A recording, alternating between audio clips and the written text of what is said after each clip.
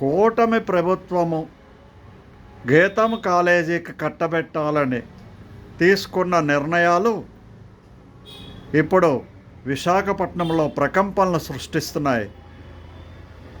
కార్పొరేషన్లో జరిగినటువంటి మీటింగ్లో రిజల్యూషన్లో గీతం కాలేజీకి 54.7 ఎకరాలు భూమిని కట్టబెట్టాలని చేస్తున్నటువంటి ప్రయత్నాలను తిప్పికొట్టాలని ప్రతిపక్షాలు ఒక పక్కన ప్రయత్నాలు చేస్తున్నాయి. ప్రజలు కూడా దీనిపై విమర్శలు చేస్తూ ఉన్నారు. ఈ ధోరణి ఏదైతే ఉన్నదో చంద్రబాబు నాయుడు కుటుంబానికి, మరీ ముఖ్యంగా లోకేష్ బాబు తోటలుడికి కట్టబెట్టాలని చూసేటువంటి ఈ భూమి వివాదం రోజు రోజుకు చిచ్చు రగులుస్తున్నది. ఈ విధానాన్ని తప్పనిసరిగా వాళ్ళు వెనక్కి తీసుకుంటారని సిటిజన్స్ ఫారం కోరుతున్నది. అంతేకాదు, ఈ గీతం కాలేజీ వివాదంతో పాటు మరొక సమస్యను పరిష్కరించాల్సినటువంటి బాధ్యత ఈ కూటమి ప్రభుత్వానికి అప్పగిస్తున్నది. అదేంటంటే 2009లో వైఎస్ఆర్ ప్రభుత్వము వైఎస్ఆర్ చెల్లెలకు కట్టబెట్టినటువంటి ప్రభుత్వ భూమి ఏదైతే ఉన్నదో 7 ఎకరాలు చిల్లర భూమి ఏదైతే ఉన్నదో దాన్ని కూడా ప్రభుత్వం మళ్ళీ వెనక్కి తీసుకోవాల్సినటువంటి సమయం ఆసన్నమైనది. వాళ్ళు ఆసుపత్రులు కట్టి పేద ప్రజలకు ఉచిత వైద్యం అందిస్తారు అనేటువంటి ప్లే మీద చాలా కారు చౌకగా భూమిని ఆ రోజున వాళ్ళు చేజిక్కించుకోవడం జరిగింది.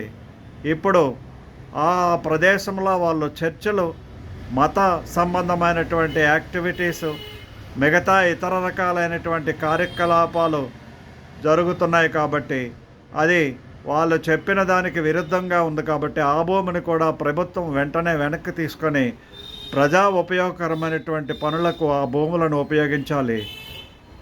ఇప్పుడు ఏదైతే గీతం కాలేజీకి కట్టబెట్టాలని చూస్తున్నటువంటి భూమి ఏదైతే ఉన్నదో దాన్ని కూడా ప్రభుత్వము ఈ ప్రైవేటు విద్యా సంస్థలకు లేదా ప్రైవేటు సంస్థలకు కట్టబెట్టాలని చూసేటువంటి భూముల విషయంలో సరైనటువంటి నిర్ణయం తీసుకోవాలి.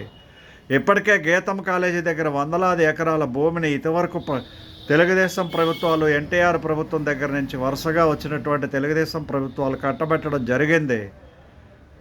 కాబట్టి మరీ కొంత భూమిని వాళ్ళకు అప్పజెప్పే ముందు ప్రభుత్వము విధానాలలో ఉండేటువంటి మార్పులను దృష్టిలో పెట్టుకొని తప్పనిసరిగా ఈ విషయమై విమర్శలకు తావు ఇవ్వకుండా భూమి ఇచ్చేటువంటి అనుమతులు ఏవైతే ఉన్నాయో వాటినన్నింటినీ కూడా రద్దు చేయాలి.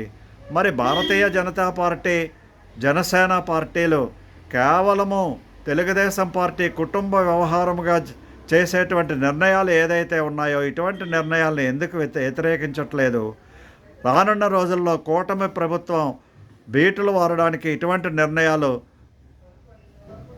నాంది పలుకుతాయనేటువంటి విషయం వాళ్ళకి ఎందుకు తట్టట్లేదు? ఈ విషయమై బీజేపీ మిత్రపక్షం జనసేన తప్పనిసరిగా ఉద్యమాలు చేస్తుందని చెప్పి దానికి సిటిజన్స్ ఫారం తన పూర్తి సహకారాన్ని అందించడానికి సిద్ధంగా ఉందని చెప్పి నేను ఈ సందర్భంగా తెలియజేస్తున్నాను. జై హింద్, జై భారత్.